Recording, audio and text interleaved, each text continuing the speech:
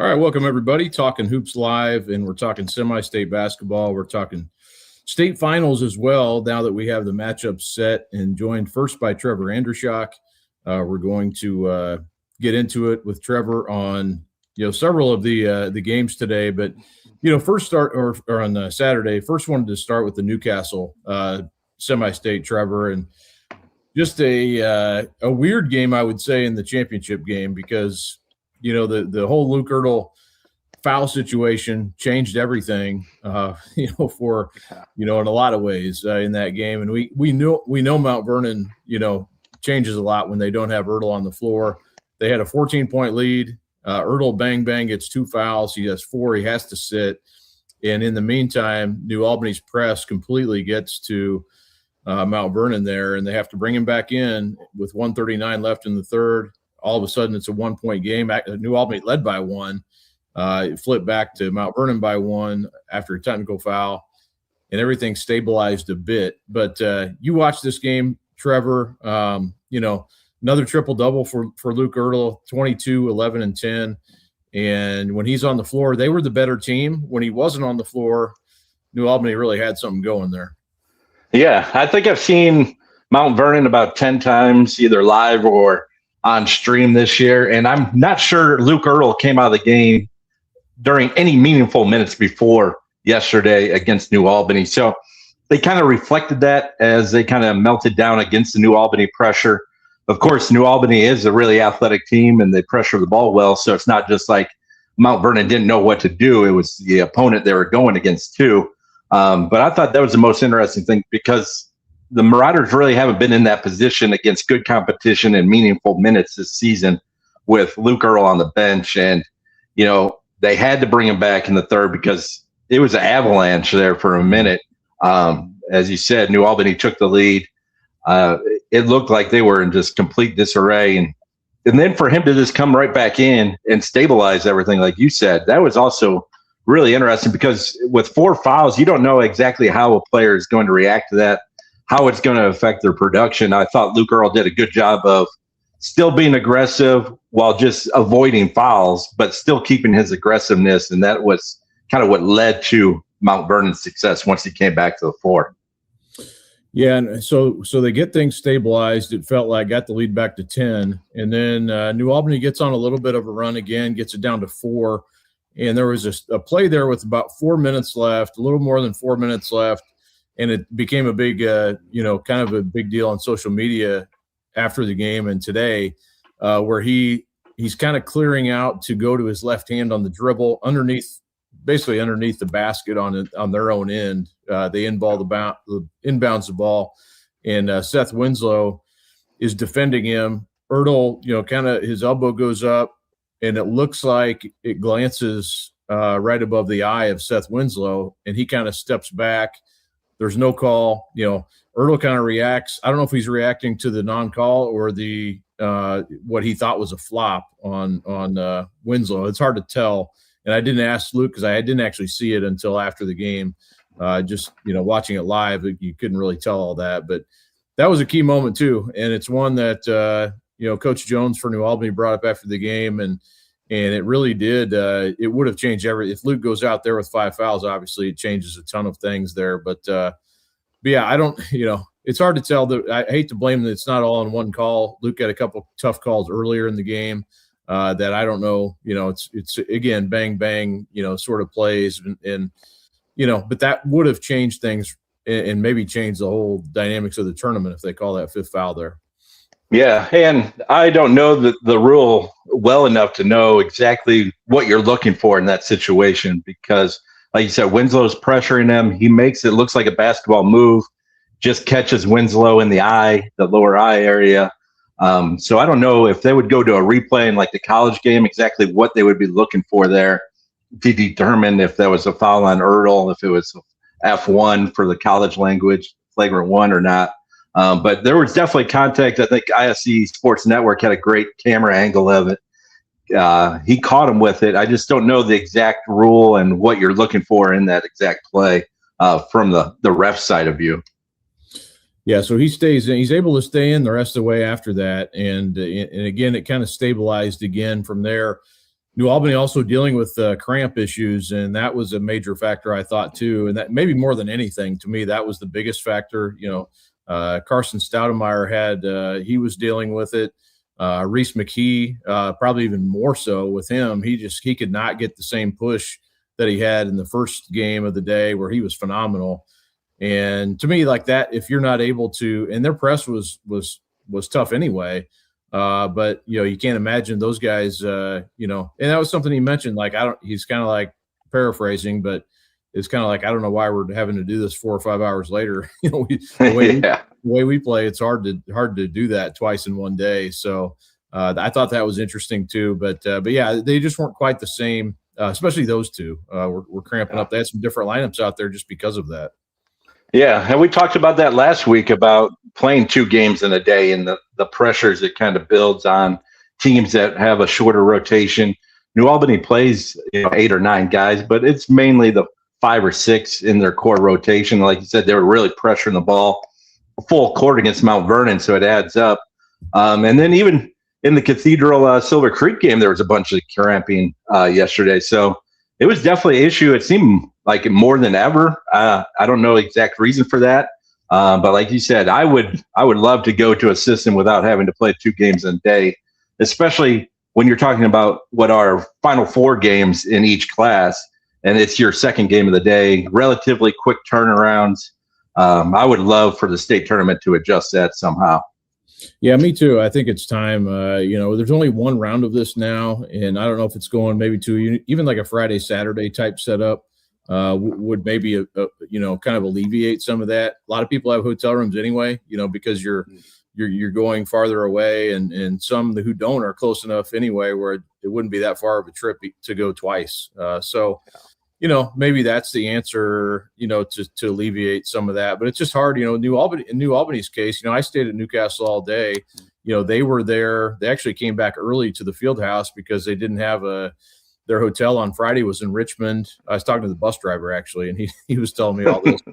He said that, they went to go get a room somewhere and it just wasn't a very good setup there. And then, so they just came back to the field house and hung out. Now, I don't think that mattered in the grand scheme of things in the game, how the game played out, but it is something to think about, especially when you're playing the second game. It's just even a little bit more difficult, but yeah, Mount Vernon advances. I thought Max Weiss was great again. And I'll be writing a little bit more about him too, but and Jamari Collins too. Collins in the second game, 8 points in the first quarter and 14 for the game. Kid who got cut as a freshman from the freshman team and is playing a huge role as a senior, as a role player, but a huge role.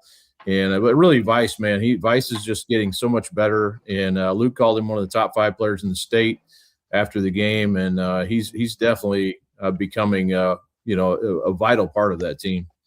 Yeah, and he's played like it, especially in these big games against Pike last week and now New Albany this week. It's like he's not missing any of those shots in the lane, the 10 to 12 foot shots that he gets a lot from Luke Earl driving. He is cashing those in at an insane rate right now. And I mean, the way he's playing right now, I would probably agree with the Luke that he is a top 5 player right now. But like you said, Luke is obviously doing a ton for this Mount Vernon team, but those support guys have been huge, especially in the playoff run, like Weiss and Collins, and then Owen Doherty as well, stepping up and hitting those key shots, especially when they need it most. It seems like they get timely 3-pointers or just effort plays from those guys.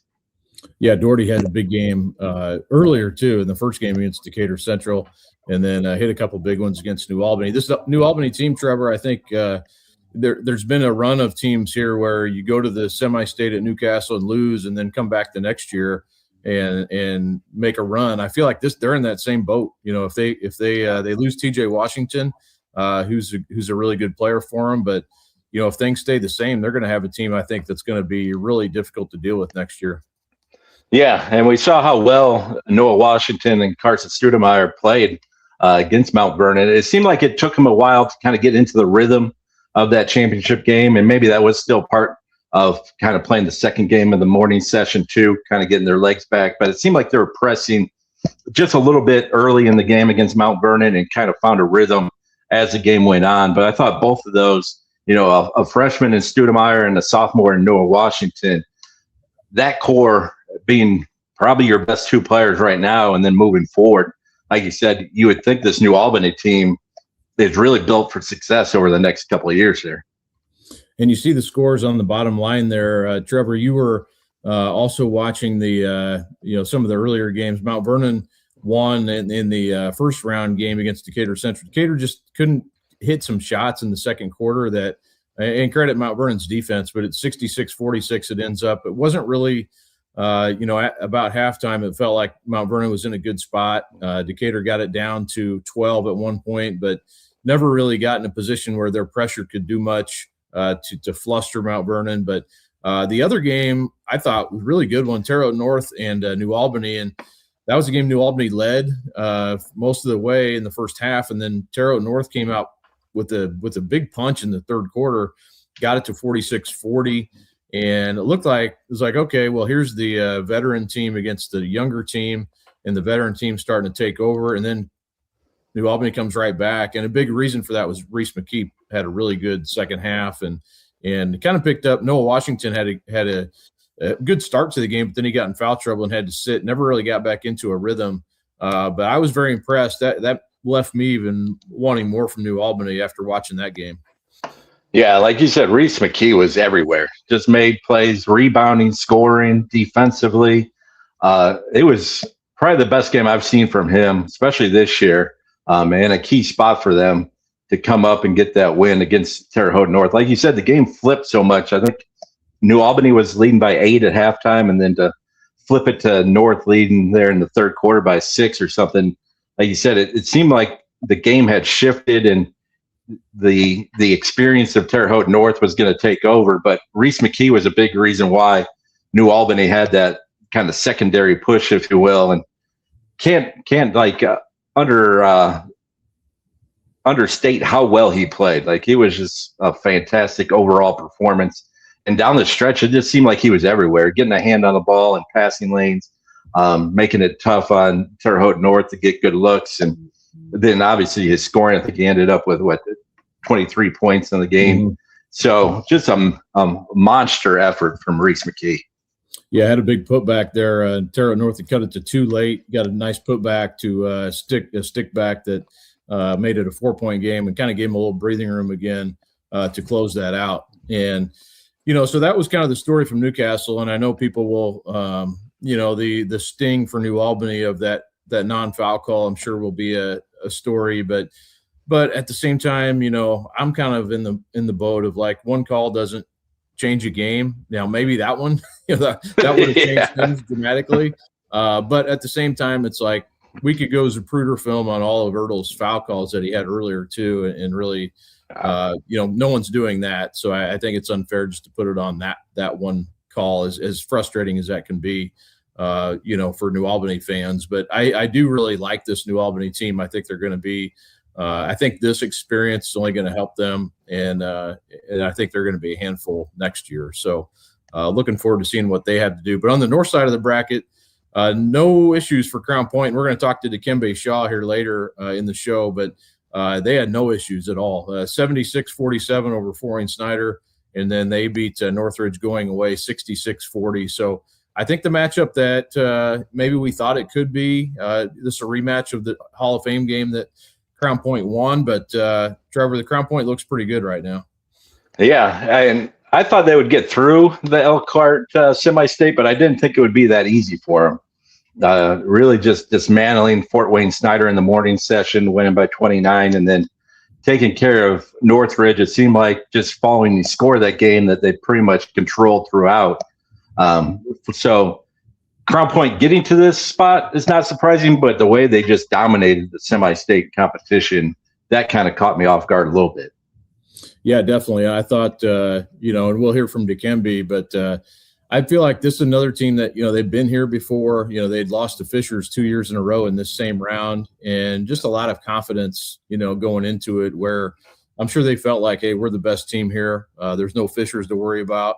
we'll take care of business, and they went about that. So what do you initial thoughts on the Mount Vernon Crown Point game? What do you think about that matchup? Yeah, it should be another great game. Obviously, they matched up in the Hall of Fame Classic in December, and Crown Point won a close one in that one. So I'm expecting the same type of thing. Back and forth, could swing either way. Kind of just depends on who steps up. Does Crown Point figure out a way to slow down Ertl? Not just his scoring, but his playmaking for the other guys as well. I think that'll be the key to the game. But I think it'll come down to final possession or two again, and hopefully my region guys in Crown Point can get it done.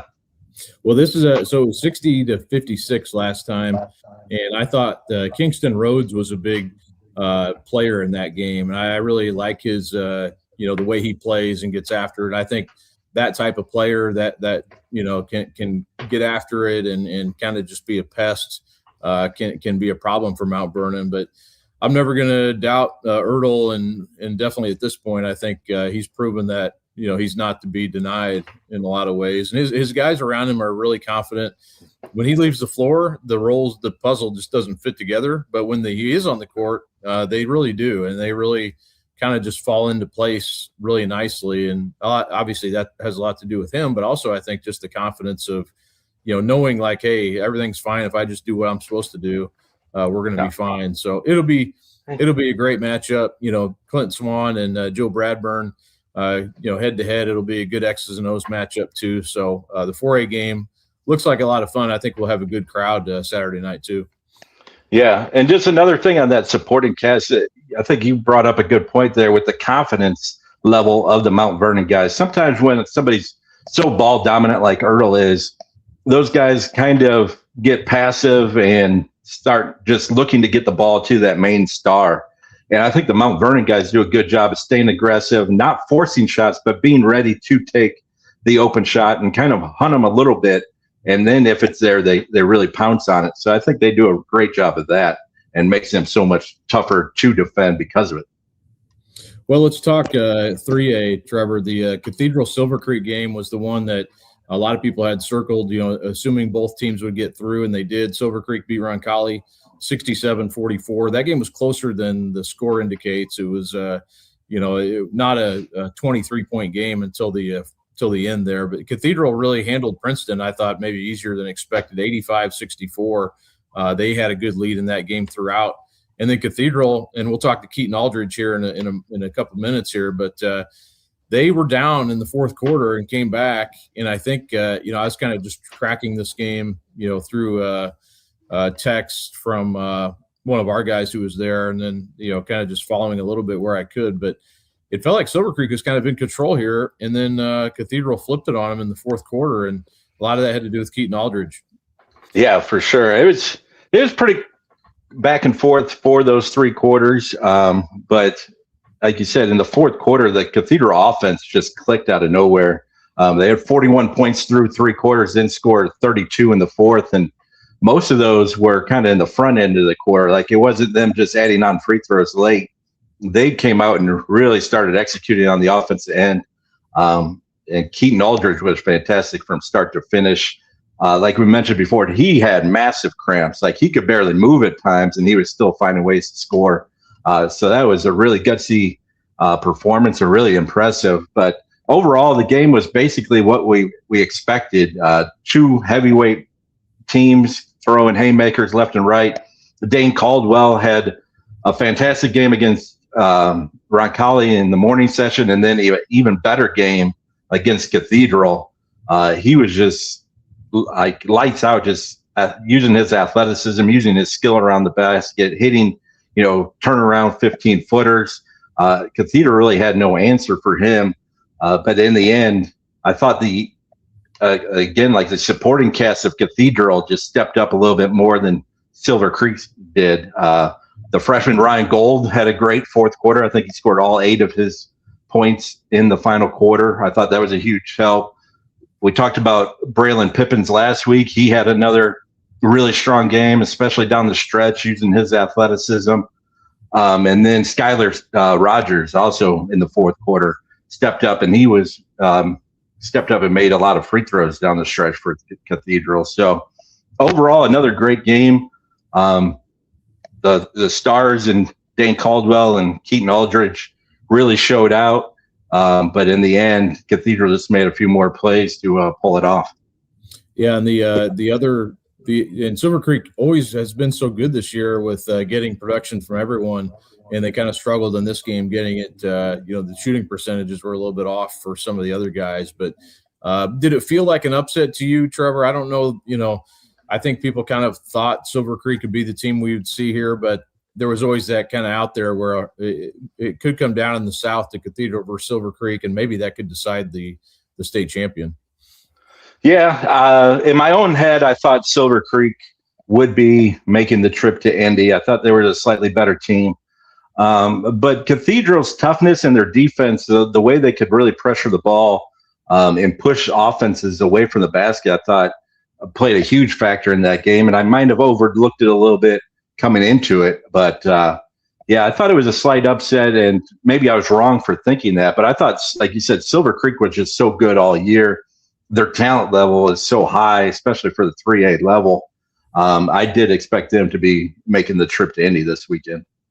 New Haven comes out of the north. New Haven beats Delta 63-49 and then beats Columbia City 59-55. I had this one flipped around. I thought Columbia City would be here, and likewise in the south, I picked Silver Creek. But again, thought both those games would be good games. I saw New Haven at the Kokomo tournament around Christmas, and liked their team. I don't know if I thought they were a state finalist contender necessarily, but a good team nonetheless. And I think will be, they're a little bit similar to Cathedral, where they can get after you defensively and that sort of thing. And Tamar Baskerville, a good player for them also that I saw in that tournament. But will New Haven have anything for Cathedral in the state finals? I think it will be tough, but like you said, I was expecting Columbia City to come out of Logansport. And once you get to this level, I think you always have to have a decent chance of winning the game, because you've gone through the gauntlet. You've gone through tough opponents at pretty much every level of the tournament. So I think New Haven should have a chance. I think Cathedral's toughness and athleticism will be difficult to overcome, but I would still give New Haven a chance there. In the 2A, I think, and we're going to talk to Trey Shelsky here in a little bit, but Park Heritage, not Heritage Christian. Park Heritage comes through the Southport Semistate, where that had been a problem for them, is getting through there. They'd been there 3 years in a row and had not got through. They get through this year. They beat Linton in the championship 66-53. They beat Triton Central in the early game, which was a little bit closer than the second game, 44-38. That was a close game down the stretch. Eli Seago really got it going late in that game. But Park Heritage, not a surprise, I think, that they're here, Trevor. I think this is probably the team we thought would be here in the end. Yeah, like you said, not only that they've gotten to this point before, but also the schedule they play for a 2A team. Like, they get themselves ready for those tournament runs, going and playing tough 4A, 3A competition throughout the year. So I think it's good to see that all kind of came into kind of a culmination, if you will, of actually getting to the state finals and having a good chance to win it after all that work and all the journey they've been through, getting deep in the tournament each year and finally breaking through this year.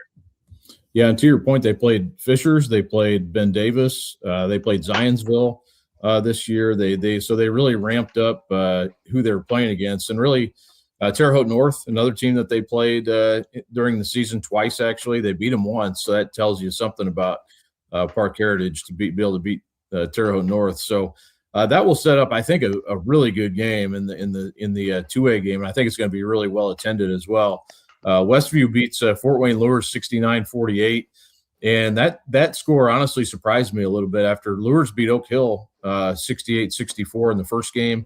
And Westview they really had to hold off LaPel 65-62, and they had to withstand a couple last-second shot attempts there to potentially tie. But Westview handled their business in the championship game. Yeah, and the surprise there for me was Oak Hill getting beaten that first game to Lures. I thought the Tonagles had enough firepower, and They spread the ball around so well, shoot it so well at Oak Hill. I thought they were going to get through Lures there, but all the credit to Westview and the performances they had, because that Lapel team is kind of like an Oak Hill team where they have a bunch of shooters, of different guys that can create and kind of get things done in different ways. So to get through them, I thought was pretty impressive. And yeah, I'm looking forward to that 2A game between Westview and Park Heritage coming up Saturday. Which of those games did you watch, Trevor? I only watched the Linton-Austin game, the second game of the morning session at Southport. That was a fantastic game. Austin out of nowhere forces overtime. Just an incredible turn of events to even get the shot. Multiple turnovers without time coming off the clock. Offensive foul was called to give Austin the ball back. Then they throw it down the court. Trayson Roche hits a three at the buzzer to send it into overtime. It's just a wild turn of events late, but Linton Stockton had enough to get through him. Reuben Goodman went wild from three. I think he hits, 6-7 threes, somewhere in that range. And just an overall fun game to watch, and especially the last few minutes of regulation. Yeah, I watched the last part of it. Got a little out of control there. Some of the opposing players getting in Austin's huddle, and then they set up that play, and kind of a cross court pass that got the Roush, and then he turns and just drills it. Kind of a staggered feet 3-point shot. It didn't look like he had even his feet set really, but he hits it, and wild scene there at Southport. Yeah. But so Linton falls in the night game, though. Park Heritage got out to, I think it was 18-3 right out of the gate, and kind of ran away. Didn't completely run away, but had the lead and stayed in command in that game against Linton. So Park Heritage will be the representative from the south and Westview from the north, and that should be a lot of fun. Again, we'll talk to Trey Shelsky here in a bit about that game, and Rich Shelsky as well. The 1A, Trevor, Triton gets through in the north, probably the team that we thought going into it would be the team, but I honestly thought Monroe Central would be the opponent. North Vermilion knocked them off. North Vermilion playing really well at the end of the year, and they get into the championship and lose to Triton 51-45. And then in the south, again, I was a little surprised. I thought Hauser might be the team, but this one looked kind of wide open. Going into it, all four teams really good. Bar Reeve wins on a buzzer beater, beats Liberty Christian 39-37, and then Hauser beat Bloomfield 54-40 to end Blake Neal's career. And then Bar Reeve wins against Hauser 52-47, and the Hatchet House going wild for those Bar Reeve kids. Yeah, it seemed like a lot of people had Hauser kind of penciled into the state final for most of the year, just the way they were playing in the season. How the season played out, but you can never kind of write off Bar Reeve either. With their history, they know how to win, and their backing, their support is obviously huge. And playing at the Hatchet House probably helped a little bit, since they're used to making that trip as a fan base pretty much year after year. So no surprise they come out of there, but like you said, Triton's run has been pretty impressive. Going back to last week, where they get the last-second steal and layup to beat Marquette, and then finding a way to beat North Vermilion in the semi-state championship yesterday. So their run has been pretty remarkable here. Yeah, and they're a team that it seemed like there for a while they were making it wasn't every year, but I think they made 4 trips to the state finals in about a 5 or 6 year period under Jason Groves, and I believe this is their first one since 2013, I want to say.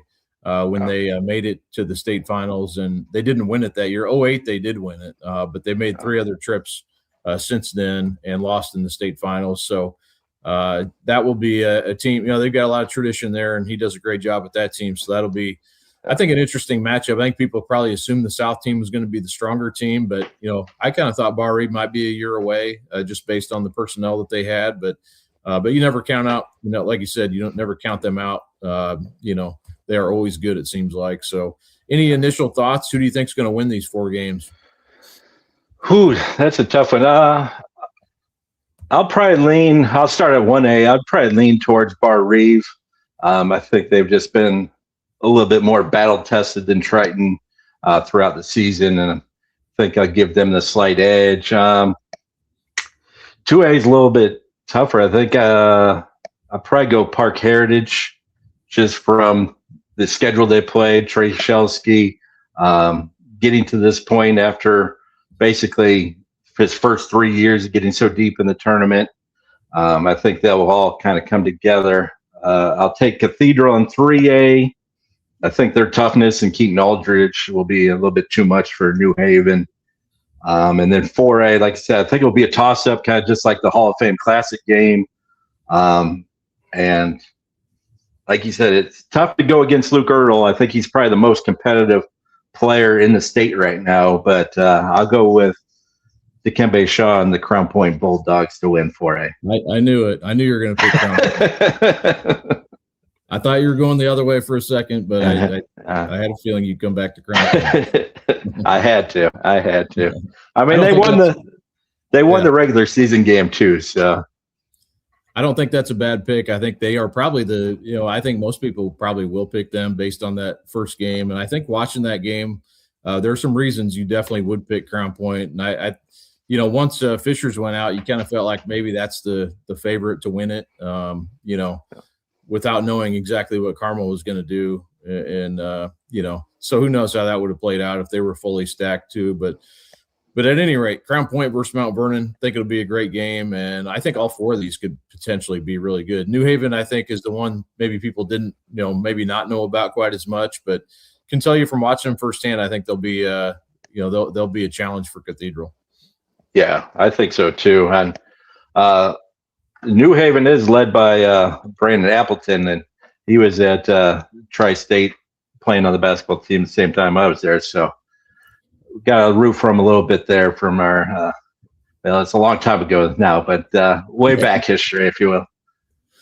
Well, brush with greatness with Trevor Anderson. Never hurt anybody. I'll say that. Yeah, for sure. Well, it might. Well, Trevor, thanks for popping on here and joining me and giving your insight. And I'm looking forward to the state finals. It looks like some excellent matchups and another good day of basketball. Yeah, always a fun day. As long as they keep you off the court after the 4A title game, everything will be pretty good. They'll unplug my computer and keep me off the court. I appreciate it for them. Yeah, they're on top of it. Well, thanks, Trevor. I appreciate it, Kyle. All right, we'll talk to you. All right, we'll see you.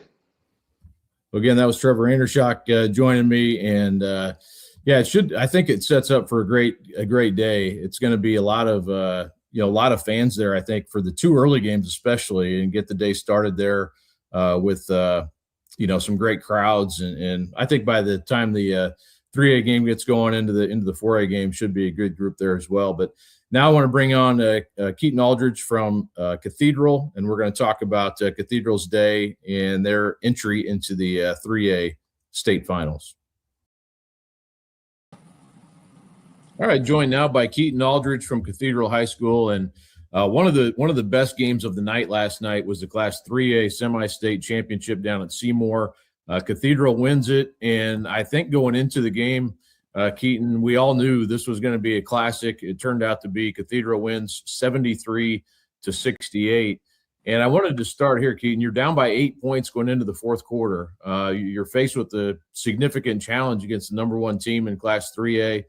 How are you able to get that thing turned around in the fourth quarter? We just play with heart and, don't give up. We know, it's March, so, anything's possible right now. So we just had the mentality of just keep playing. And if we keep playing our hardest, we have a chance to win. And you're able to do that. And going into this game, it's kind of the weird game, the weird day, the 2 game in 1 day situation, which we don't have any of that. That used to be kind of a staple of Indiana high school basketball. Now this is the only round that has that.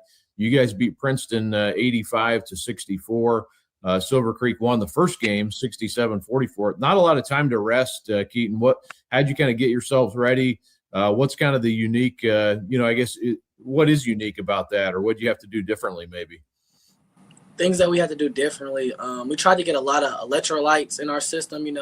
Obviously it was some cramping, eat some bananas and, you know, our bodies and try to get it right, eat healthy, you know, just get prepared for the game. And Keaton had 29 points in this game. Went, you know, and looking through your stats here, Keaton, I was trying to get everything together here. 29 points, 8 rebounds, and 5 assists. So big game for you offensively. And I know you had a big end of the game there too, but you know, you've had a big tournament, you know, throughout here. You had 11 points in the early game, which you didn't need a ton of production necessarily with the spread of that game, but had 22 points and 10 rebounds in the Brebeuf game, and even going back further than that, have had a big tournament. But what is it about, you know, this time of year? You're a senior, obviously. Is there something different about this when you know it's one and go home? Yes, the thing that's different is, you know, it's your senior year, you know, you want to make it count, you know, you don't want to lose, you know, and you want to win it. Everybody wants to win it all for their senior year because, you know, it's your last year playing high school basketball. So, you know, you just work your hardest and do whatever it takes so you can win. And with this team, Keaton, did you feel like, you know, I guess what was it about this team maybe that felt like this was the year? Because Coach Delaney's kind of been talking a lot about, you know, going back to even last year's team and losing in that sectional to Addicts. But, you know, is that been kind of a, you know, something that's propelled you guys a little bit, or what is it about this team maybe that's allowed you to play your best here late in the year? I think the Addicts loss last year taught us a lot of things and like what we had to work on during the next summer and, you know, in practices. And with this team, that was better than last team. We were more bonded, you know, we all know each other, you know, we all hang out with each other almost every day, even on off days we hang out with each other. So this group just has a great bond and we all love each other. And I feel like that's what's better for this team than last year. And how has your role changed maybe from last year to this year?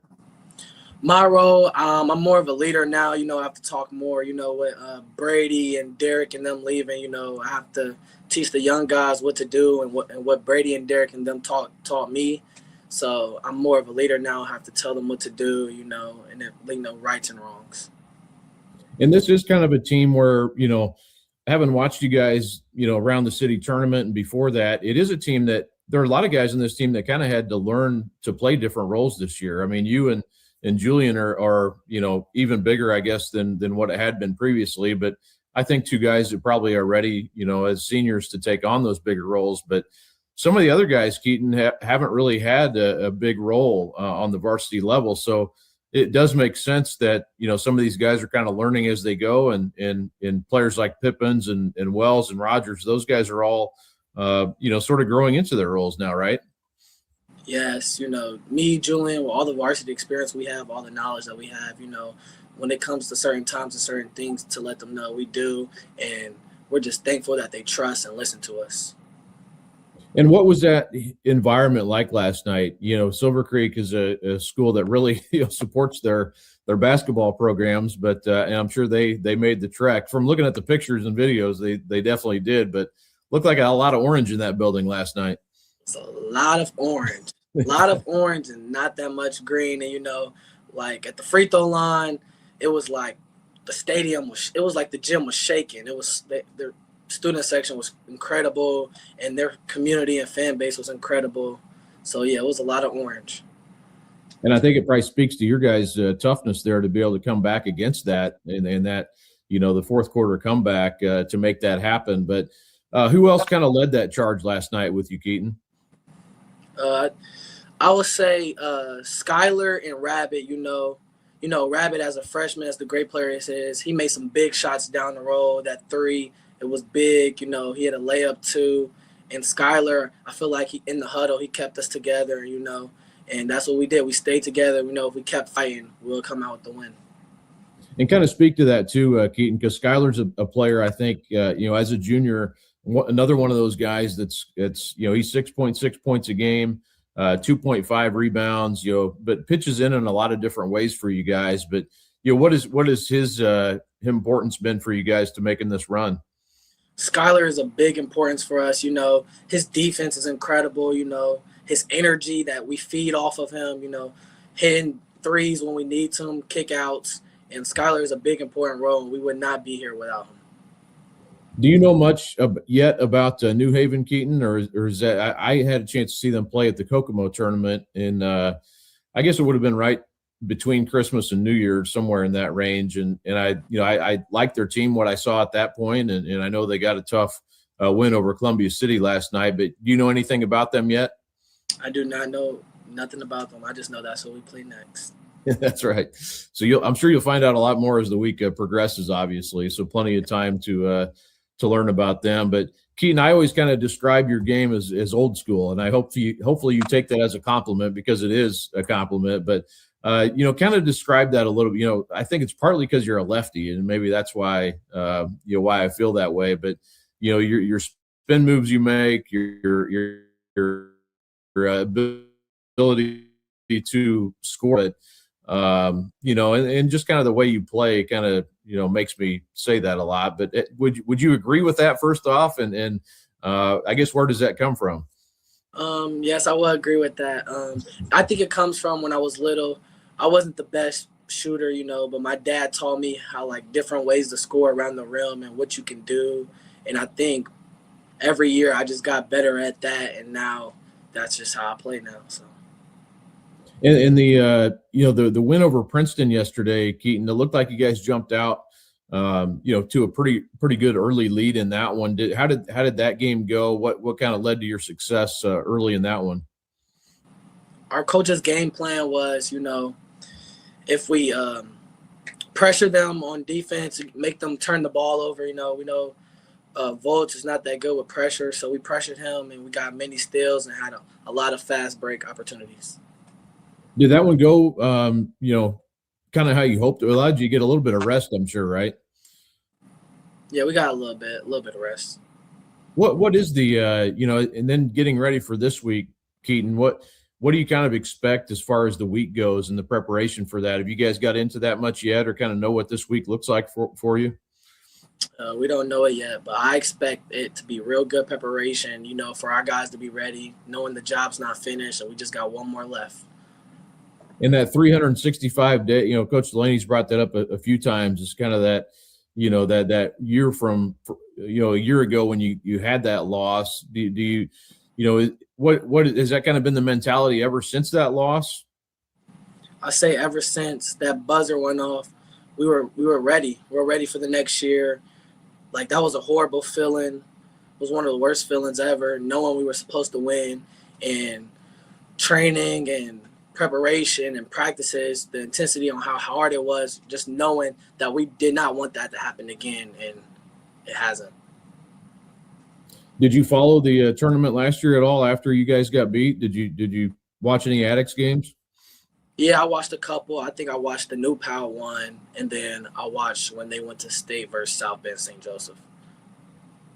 Well, it's good to see that that sectional's so tough, and it's no I think no secret that the winner of that has a good chance to make it, and that's happened again this year for sure. We'll see what the realignment will be out, and this won't affect you because you'll be off to college. But I'll be curious to see what the realignment looks like, if the Cathedral stays in there with Addicts or not. But I'll be interested how that goes. But I wanted to ask you about college too, Keaton.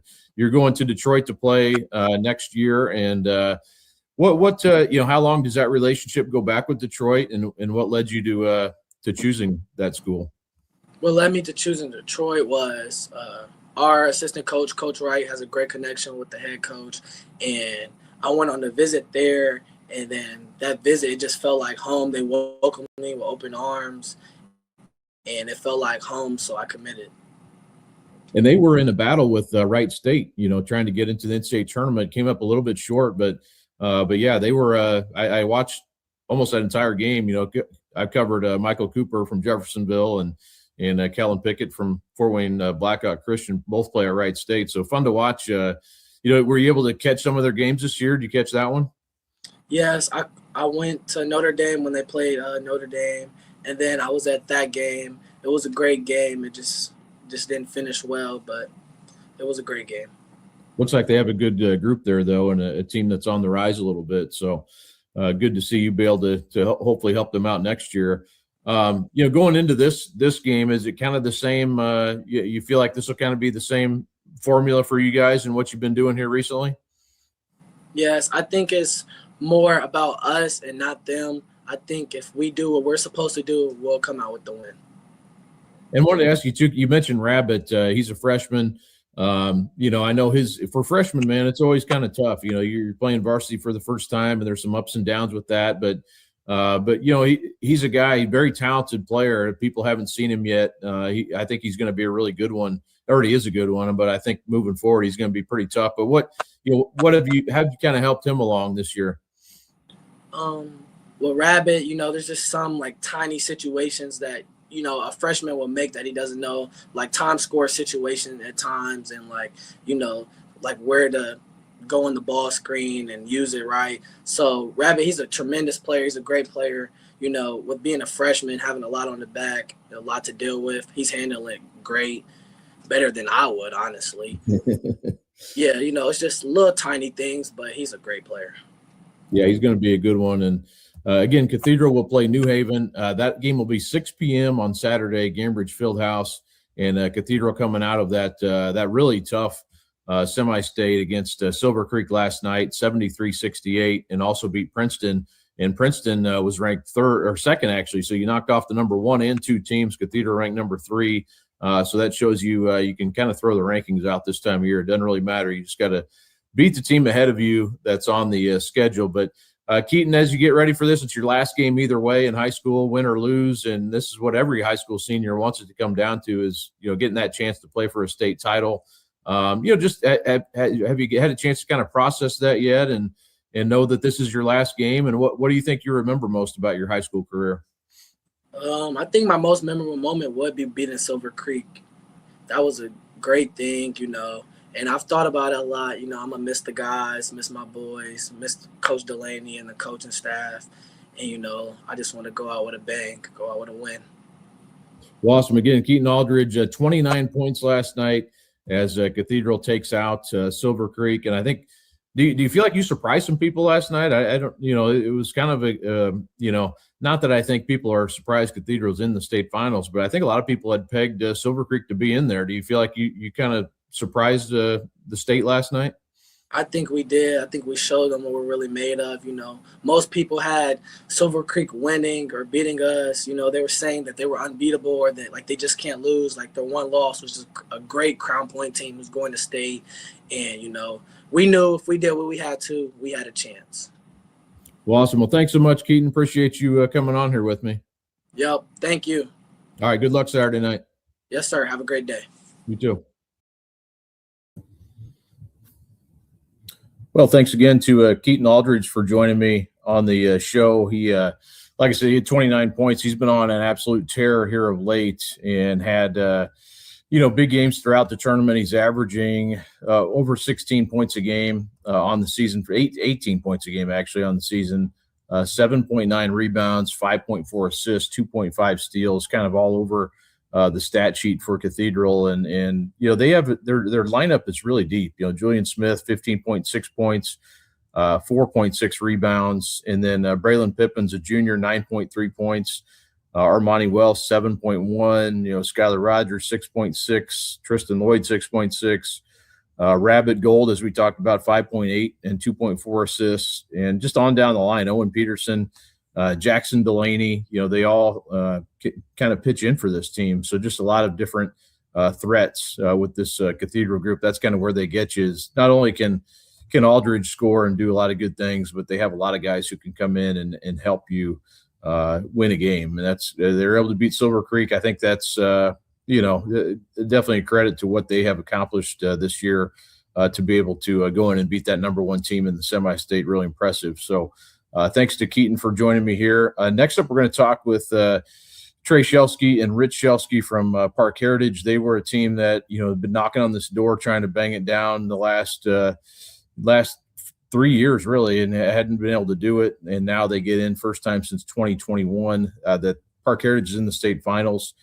So we'll have that. All right, next up on Talkin Hoops, we're talking Park Heritage hoops and going to the state finals for the first time since 2021. Rich Shelsky and Trey Shelsky joined me. And Congratulations, guys. I know it's been you've been knocking on this door for what seems like for a while, probably for you, Trey, and able to get through yesterday in a really tough semi-state at Southport. And first off, just congratulations on that. Thank you. Well, I wanted to start with that first game because I think sometimes these early games get lost in the mix a little bit just because of the nature of it. You turn around and have to play a game at night.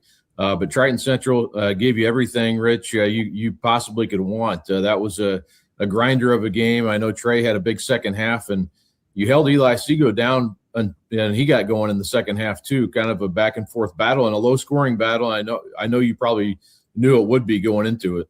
Yeah, obviously Coach James is in the Hall of Fame for a reason, and he is one of the best coaches in the state of Indiana. They were really well prepared. And like you said, I think the best games in a two-game setting or, a semi-state type setting where you're playing two games in one day are the first games because everybody is so prepared for each other.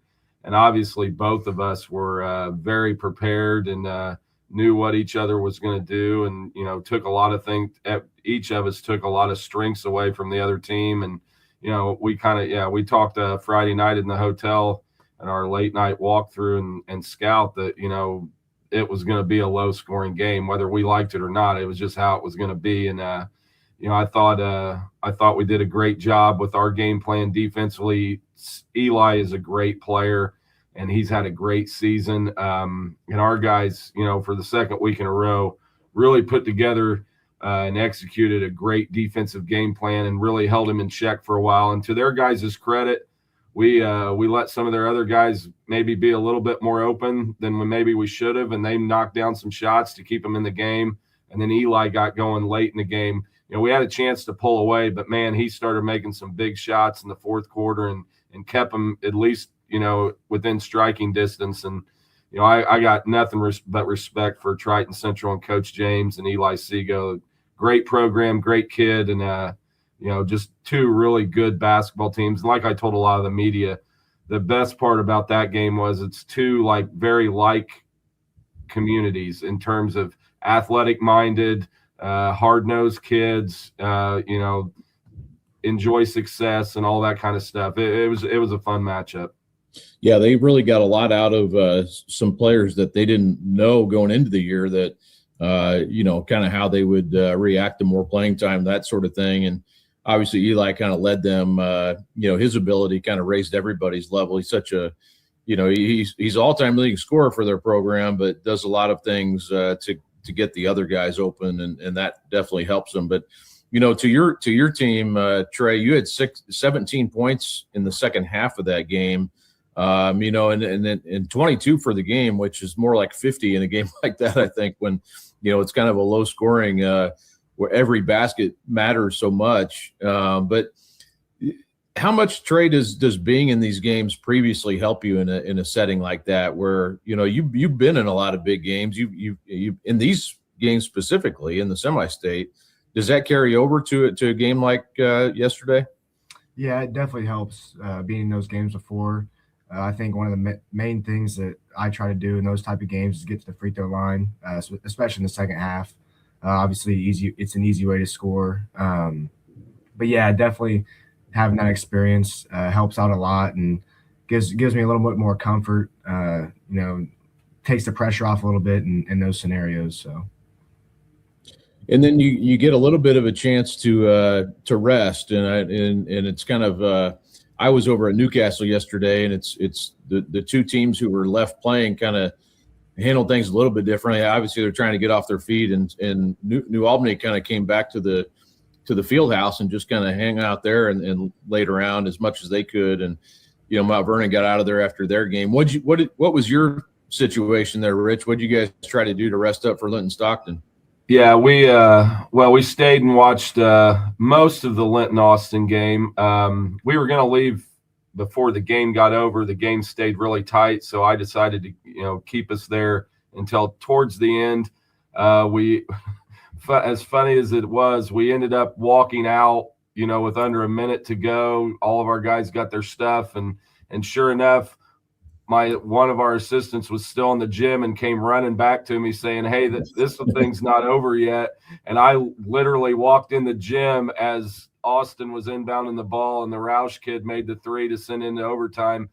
We were prepared for both teams, so we just went ahead and got on the bus and didn't stay for that. We went to Plainfield High School in between games. I have a long relationship with their athletic director, Tori Rodkey. He was at Western Boone in my early years at Western Boone, so we're pretty good buddies. And that's twice now when we've gone to Southport for the Semistate that we've been able to go to Plainfield in between games and, use their facility. Our guys get to hang out in their, treatment room, which, something that we don't have here, which is really, to me, very beneficial to our guys, and got a lot of rest. And then we went over our scout and then got back on the bus and headed back to Southport.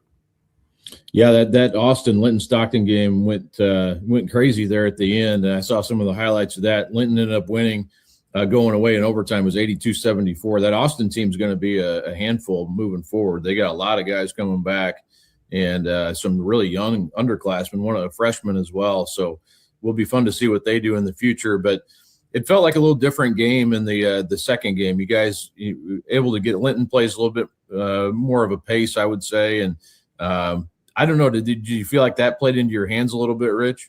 Yeah, I mean, that's what we talked specifically about that in our scout Saturday evening. We wanted to get back, obviously the first game was a grinder. We knew that going in. We knew that on Thursday. We knew that on Friday. And with Linton having to go that extra 4 minutes and then being a little bit later in the day, that was a big focus. One, because our guys are used to scoring, 44 for us. I think that's our second lowest of the season, only to the Fishers game. So our guys like to score. They like to get out and go. And, we talked about that. That was going to be a big focus, was getting back to being us and playing relaxed offensively, playing loose offensively. Obviously, we got the game started out basically perfectly, executing our tip play and Isaac getting a big dunk to start the game. And then it was off to the races from there. Yeah, Isaac got the dunk to start an 18-3 run. And Trey, how nice is that when not that the game's over, but when you're up 18-3, that's got to be a nice position to be in.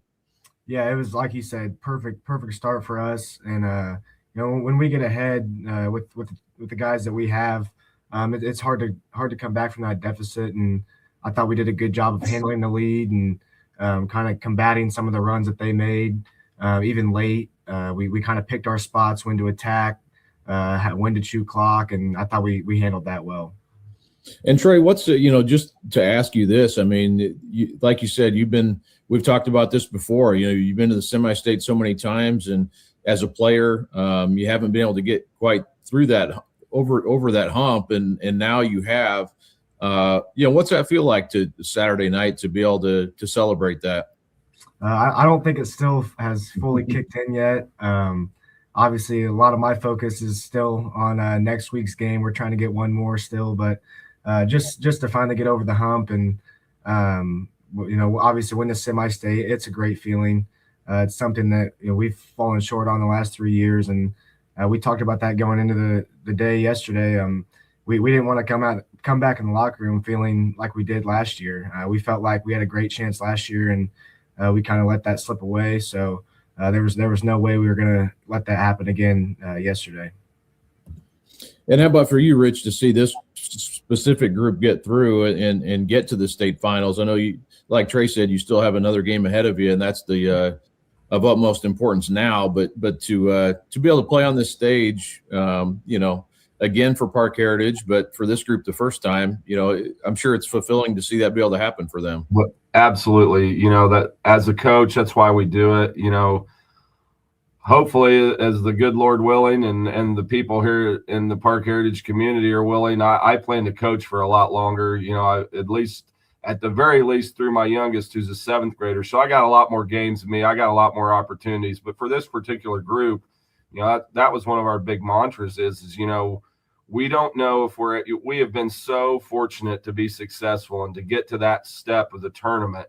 But there's no guarantee we're ever getting back there. There wasn't a guarantee this year we were getting back there. And so that was our big thing. We can't rest on that. Hey, we might have another shot. We got to take advantage of it. And so to watch these guys get that fulfillment and to achieve that, long time goal that we've had, and literally that's been on our minds since we lost a year ago last night. I mean, there was some awfully disappointed guys in our locker room at the Hatchet House last year, and rightfully so, and that's nothing taken away from University. We felt like we had a great opportunity and we didn't play our best, and that's what happens in the tournament. If you don't play your best, you don't move on, and we wanted to make sure that we, put our best foot forward and played our best game. And the one thing, when we finally got back to the locker room last night after all the net cutting and all that, the one thing I talked about with our guys, which I'm happy for them, I'm sad for our 21 team, these guys get to experience the full IHSA state finals.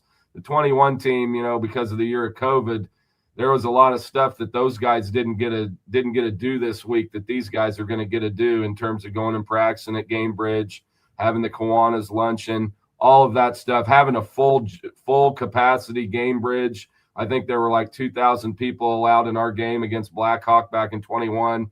There is going to be at least 6 times that in the morning session with the teams that are going to be playing. So these guys are going to get to experience like the ultimate Indiana high school basketball experience, and they deserve it. And I'm really excited about that for them.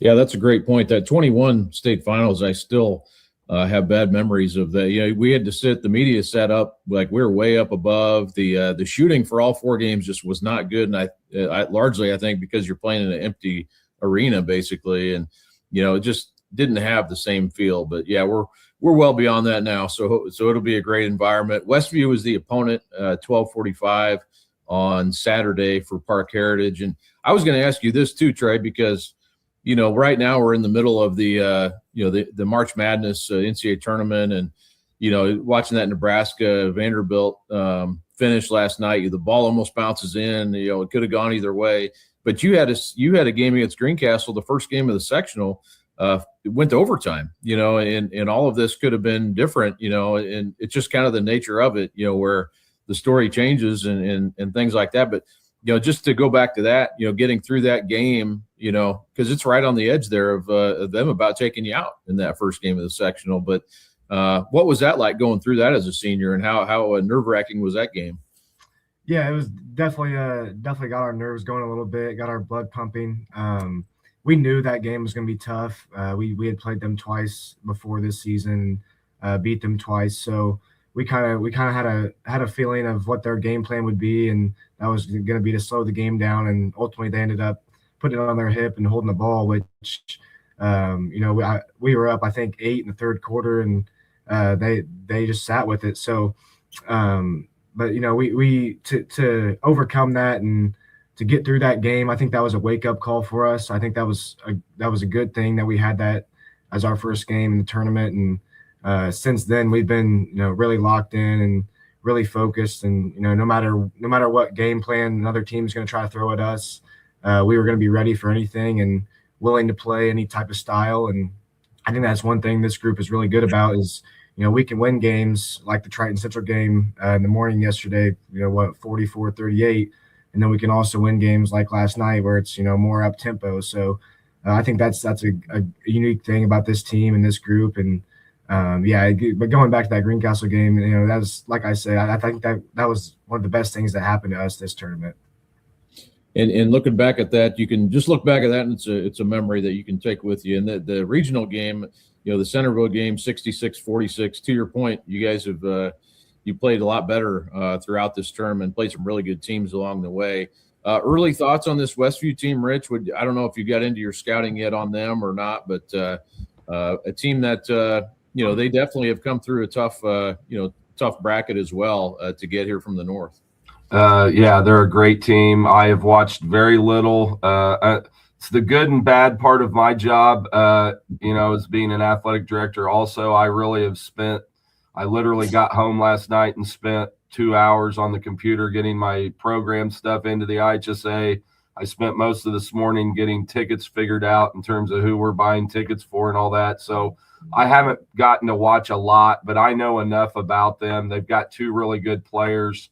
Their coach does a great job. Good young coach. They play a pretty good schedule. And that semi-state was loaded. Like all four, it wouldn't have.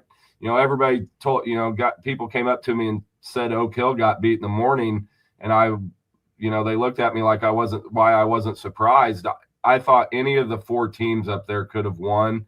That was just a great 2A semi-state. And, Westview's got a great basketball tradition.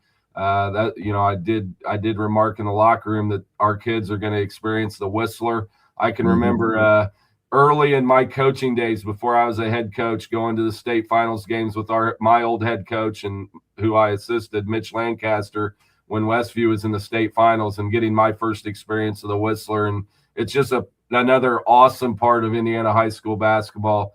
They're going to have a great crowd. They've got a great community. Really, I think the morning session, I think it's got the potential to be one of the best attended morning sessions maybe in the history of the IHSA with the schools that are in it. And we got a lot of respect for Westview. We're going to dive deep into them, and that's hopefully what I plan to do the rest of the day. I know my two assistants are really on top of it right now, and they've been texting me all day about things, but I'll get to them as well. And we're going to have to play really well.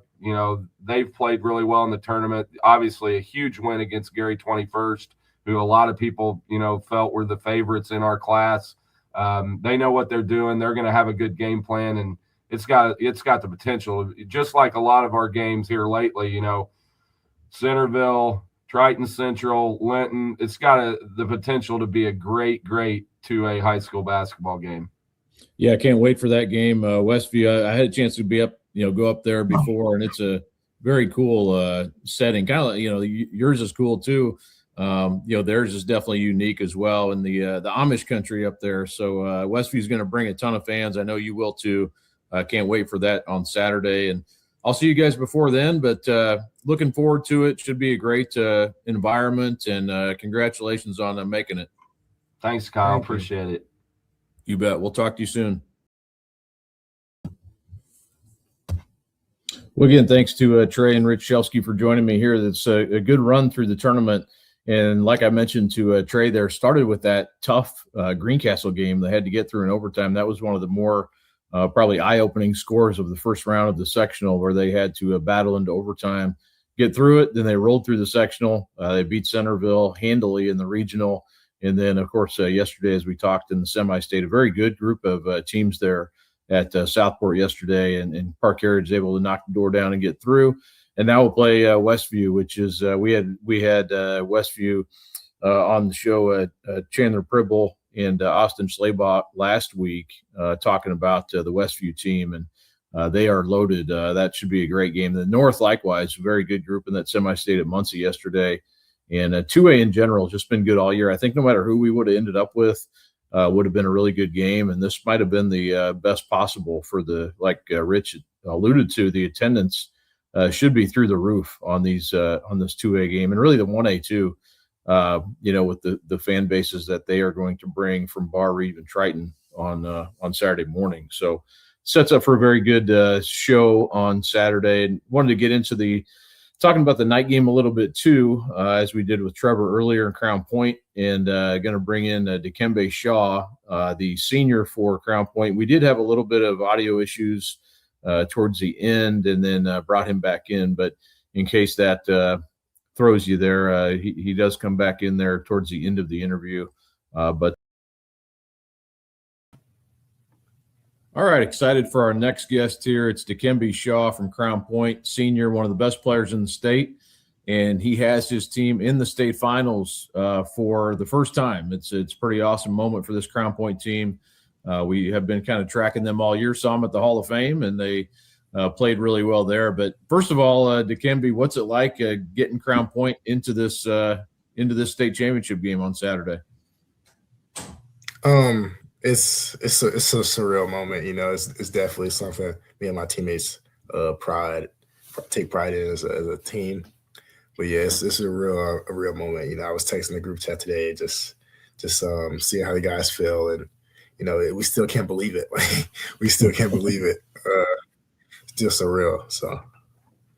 Well, so you go into this semi-state and you play in this Fort Wayne Snyder team that upset Carmel last week. I think they kind of caught everybody's attention with that win. I mean, after Carmel had knocked out Fishers, number one in the state the week before in the sectional championship. You win this game 76-47. Tell us a little bit about how that game went. What did you feel like you guys had to do to take them out?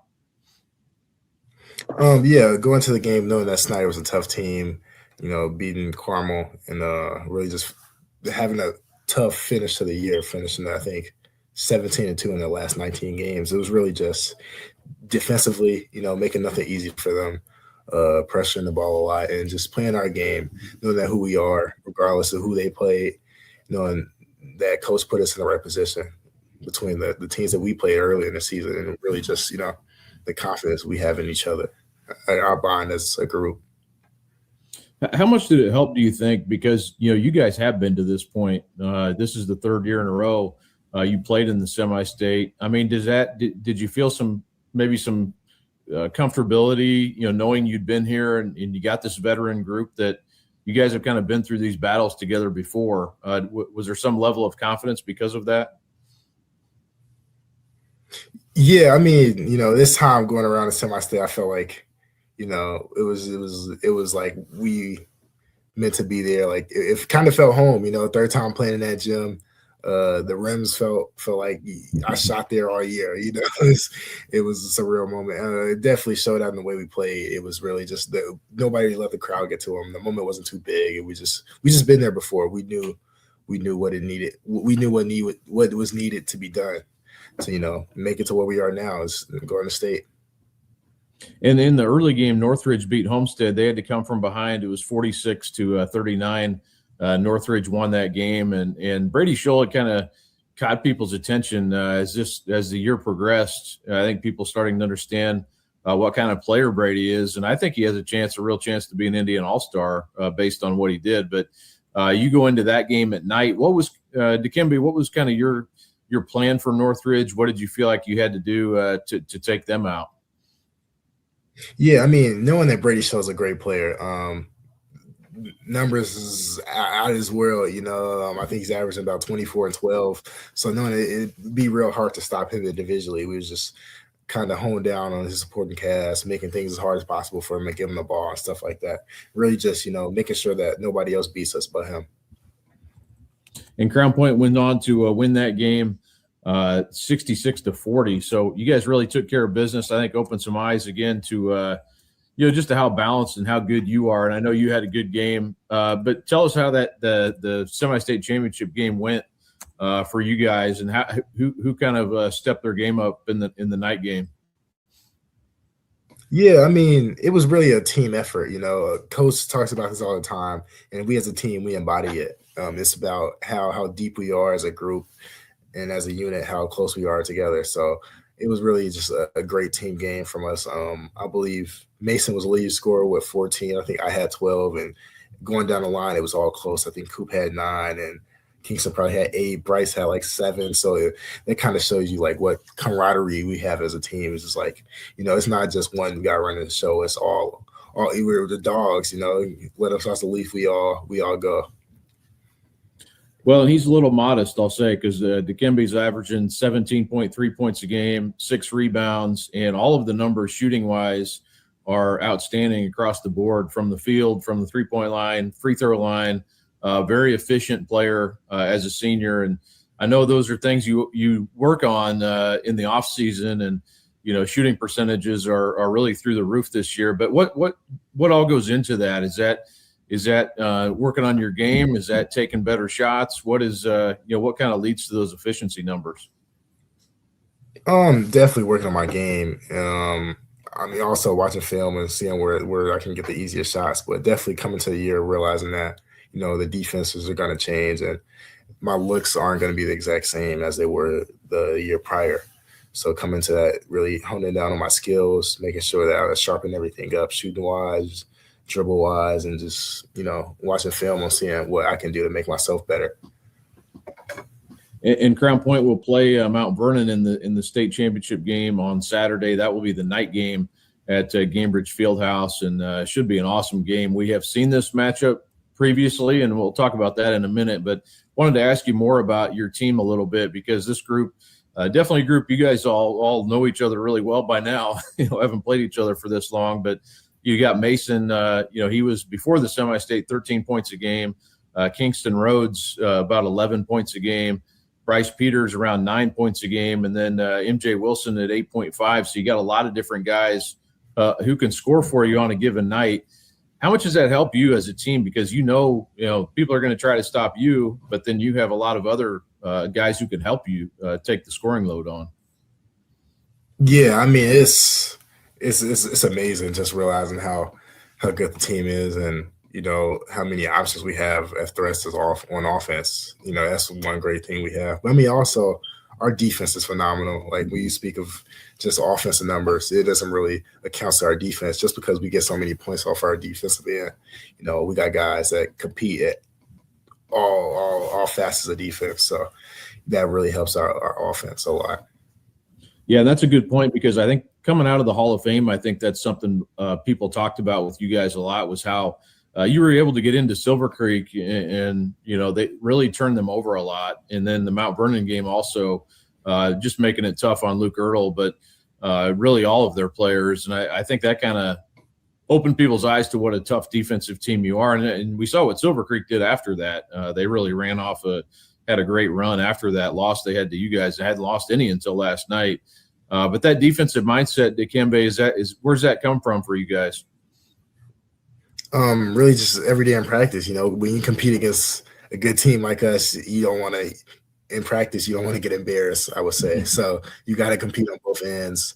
It's a part of the game, we got like a deep team. So whoever you guard in practice, it's going to be hard for you if you don't want to compete. So you gotta get there and, gotta show that dog.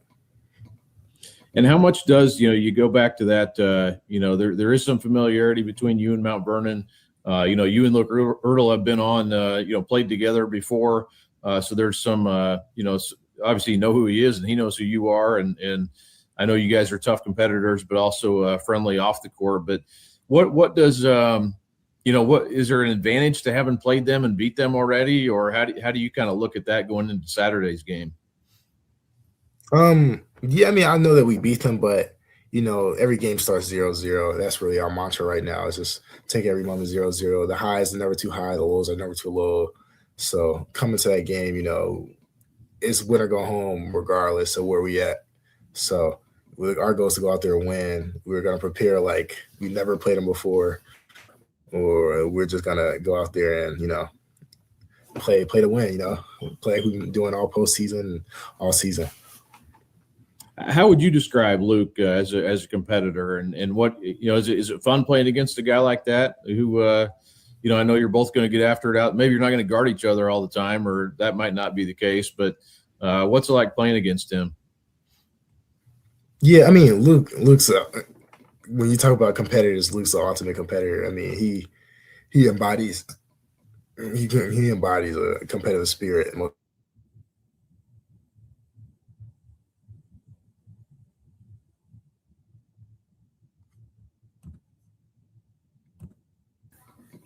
Well, Dikembe, you were talking about Luke. We had a little lag on the internet there, but you said he kind of embodies what a competitive spirit is, really.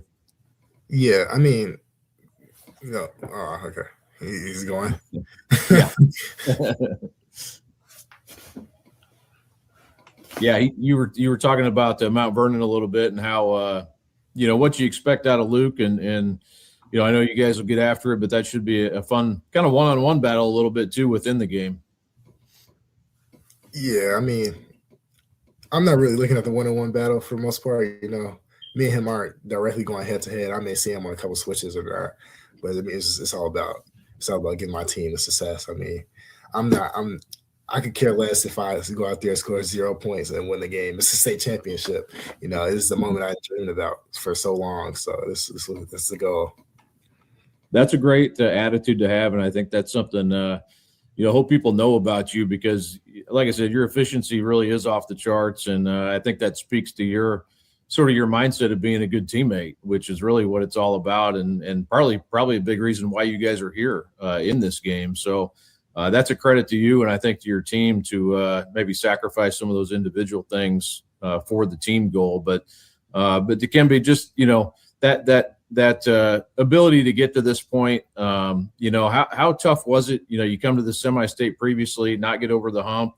What kind of drive did that give you guys, do you think, to finally get here, and how satisfying is it now to see it happen? It's amazing. It definitely is amazing. It's unlike any feeling before. Just being through a lot of trials and tribulations coming to the previous semi-states, back-to-back losses, and it's just clawing, and it's just clawing. It shows how whatever you've been through is no matter, give up. It's definitely a great feeling, and hopefully that feeling is even better when you walk on a game versus Fieldhouse, like I'm assuming, But it's just definitely unreal. It still haven't came to me yet. It's like wow, You get to the point where it's like the season's still going on, and it's like wow, like we made it, So, but the job's not finished.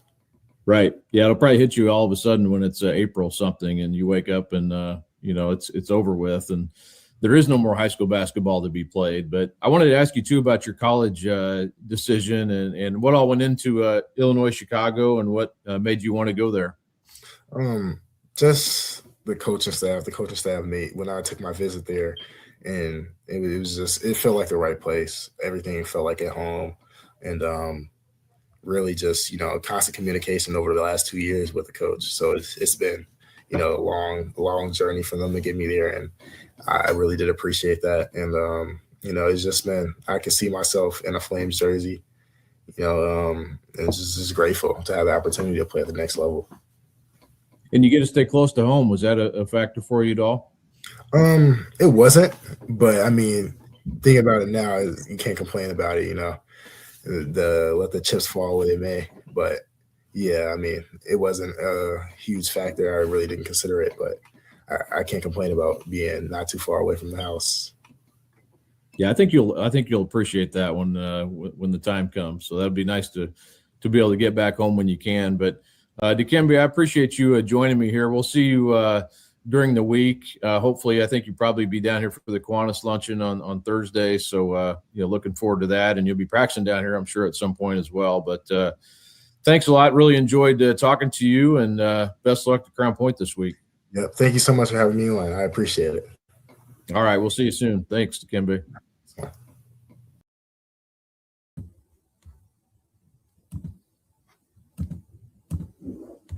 All right, thanks to all of our guests for coming on. Dikembe Shaw on their last. Crown Point will play Mount Vernon on Saturday night at Gamebridge Fieldhouse. That will be the last game of the night. So sets up for a really good day of basketball, and we will have all that covered throughout the week. We'll do another show during the week, and we'll have plenty of coverage, obviously, from all four games. And like I said, should set up for a great weekend of basketball on Saturday. So thanks for joining us here, and we will talk to you next time.